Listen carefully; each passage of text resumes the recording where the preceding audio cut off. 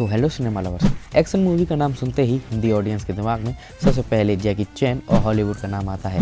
पर क्या आपको पता है, अभी तक की हैंड टू हैंड कॉम्बैट पर बनी बेस्ट मूवी सीरीज ना तो जैकी चैन की है ना ही हॉलीवुड की। इंडोनेशिया में बनी full action packed film the Raid hand to hand combat fans के लिए किसी गिफ्ट से कम नहीं है। तो आज की वीडियो में मैं आपको बताऊंगा इस सीरीज से जुड़े ऐसे फैक्ट्स जो आपने कभी नहीं सुने होंगे।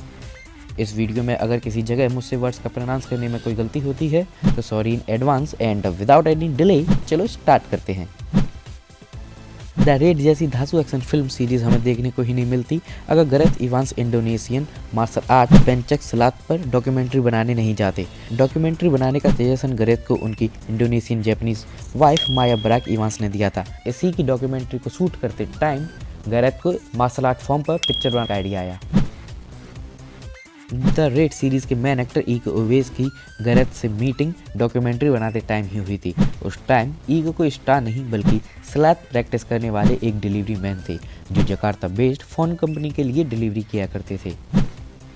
ईगो ओवेस को अपनी मेन पिक्चर में रोल देने से पहले गैरेथ इवांस ने ईगो ओवेस को मरनताउ फिल्म में कास्ट किया था। इस पिक्चर से मिले पॉजिटिव रिव्यू के बाद ही ईगो को गैरेथ ने अपने मेन प्रोजेक्ट के लिए साइन किया। फिल्म में यूज हुआ मेन लीड का नाम Rama real life silat originator Rama के नाम पर रखा गया था। आमतौर पर देखा जाता है कि प्रोडक्शन में सबसे ज़्यादा टाइम शूटिंग में जाता है, लेकिन क्या आपको पता है इस पिक्चर का जितना टाइम प्री प्रोडक्शन में गया है उतना टाइम इसकी शूटिंग में नहीं गया। एक्चुअली गैरेथ इवांस ने जो अपनी रेड सीरीज की राइटिंग की थी वो इंग्लिश में की थी, लेकिन इसके इंडोनेशियन डब करने में करीब 4 महीने का टाइम लगा। द रेड फिल्म पहले उस एक बिल्डिंग की स्टोरी ना होते हुए पूरी फिक्शनल सिटी पर बेस्ड होने वाली थी जिसका नाम बेरेंटल था। पिक्चर की कास्ट में ईको और मैड डॉग AKA यायान जुहियन के अलावा भी कई फॉरेन आर्टिस्ट दिखाई देने वाले थे जिसके लिए प्रोमो शूट किया गया था और इस पिक्चर का प्रोडक्शन भी चालू कर दिया गया था। लेकिन क्योंकि ये पिक्चर काफ़ी कॉम्प्लेक्स थी और के प्रोडक्शन के लिए बजट भी इनसफिशिएंट था तो इस पूरी फिक्शनल सिटी को एक 15 फ्लोर वाली बिल्डिंग में शूट किया गया। मेकर्स इस फिल्म को अपनी पिछली फिल्म मरनताउ से अलग करना चाहते थे क्योंकि मरनताउ एक्शन के साथ साथ ड्रामा को भी कंसिस्ट करती थी। मरनताउ फिल्म में शुरुआती 45 मिनट ड्रामा को सेटअप करने में लग गए थे और मेकर्स को अपनी अगली फिल्म एकदम एक्शन पैक चाहिए थी, मतलब ऐसी जिसमें शुरुआत के 5 मिनट से ही एक्शन चालू हो जाए। मेकर्स की इसी ख्वाहिश के चलते पिक्चर को इतना ब्रूटल बना दिया गया था कि कई जगह पर यह पिक्चर बैन हुई और कई जगह पर इसके कई सीन्स को काटने के बाद R रेटिंग के साथ रिलीज किया गया।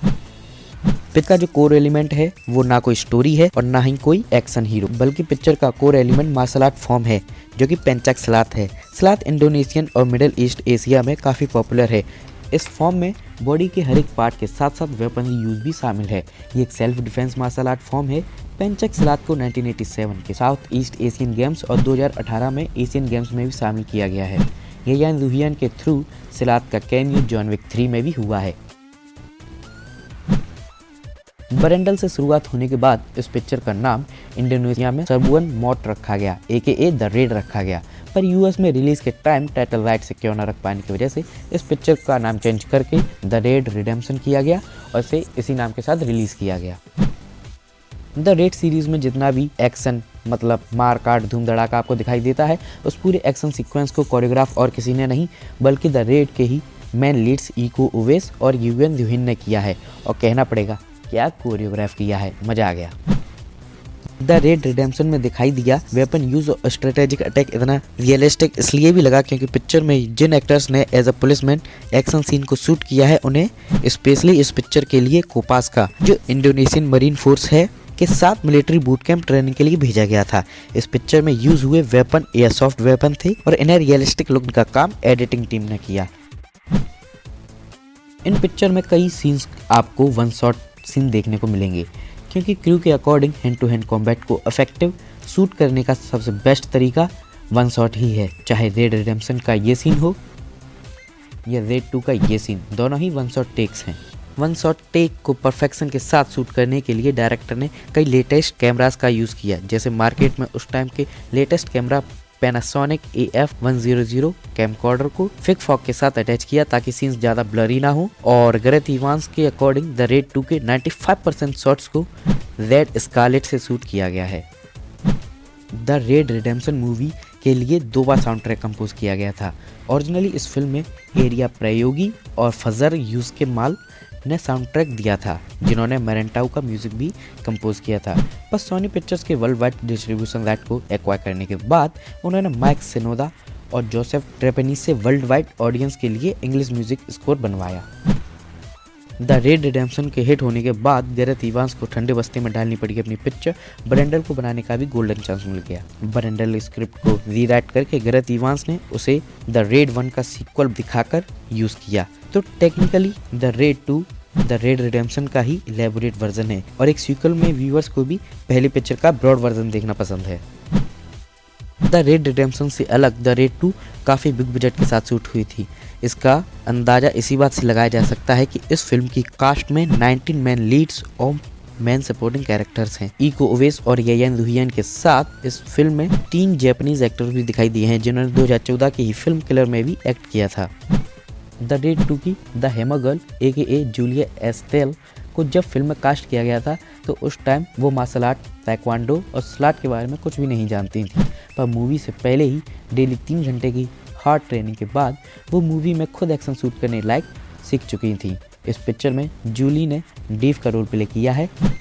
मेकिंग की बात पूरी होने के बाद बात आती है कि क्रिटिक्स का रिस्पांस इस फिल्म के लिए क्या था, मतलब इसका क्रिटिकल अचीवमेंट क्या है। इन फिल्म के क्रिटिकल अचीवमेंट को साबित करने के लिए इनको मिले अवार्ड्स ही काफ़ी हैं। इन पिक्चर्स ने टोटल 15 अवार्ड्स अपने नाम किए, जिसमें से द रेड रिडेम्पशन को Toronto international film festival award for people's choice award, Dublin international film festival award for best film और ऑडियंस अवार्ड, गैरेथ इवांस को माया अवार्ड फॉर बेस्ट एडिटिंग और येयन रुहियन को Indonesian movie award for best supporting actor मिला। वहीं the Raid 2 ने भी माया award और Florida film critics circle जैसे अवार्ड्स अपने नाम किए।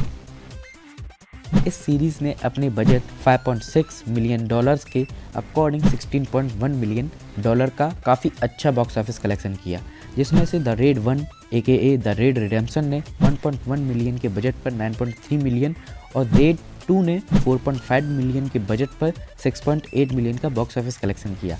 रेड 2 के बॉक्स ऑफिस कलेक्शन में इंडोनेशिया और जापान का कलेक्शन ऐड नहीं किया गया है, क्योंकि अभी तक इनका कलेक्शन रिवील नहीं किया है। द रेड रिडेम्पशन और द रेड 2 को देखने के बाद हर एक फैन को रेड 3 का बेसब्री से इंतजार था। सोनी ने भी फिल्म डिस्ट्रीब्यूशन के राइट्स को पहले से ही खरीद रखा था और इवांस भी द रेड ट्रिलॉजी कंप्लीट करना चाहते थे, पर एक इंटरव्यू में इवांस ने कहा कि मेरे अकॉर्डिंग हमने द रेड सीरीज़ को द रेड 2 में काफ़ी अच्छे तरीके से कंप्लीट किया है और अब इसके बनाने के काफ़ी कम चांसेस हैं, बट नेवर से नेवर, अगर मुझे कोई अच्छी स्टोरी मिलती है तो मैं ज़रूर रेड 3 बनाऊंगा, पर तब तक के लिए द रेड सीरीज़ को कंप्लीट समझिए। So that's a rap for this video. अगर आपने द रेड सीरीज़ अभी तक नहीं देखी है तो I will recommend you to watch this action packed film. और अगर आप कहीं से भी नए आए हैं तो इस चैनल को सब्सक्राइब कीजिए। अगर आपको वीडियो अच्छी लगी हो तो लाइक कीजिए, और अगर आपको और किसी मूवी के बारे में फैक्ट जानने हो तो आप कमेंट भी कर सकते हैं। Thank you.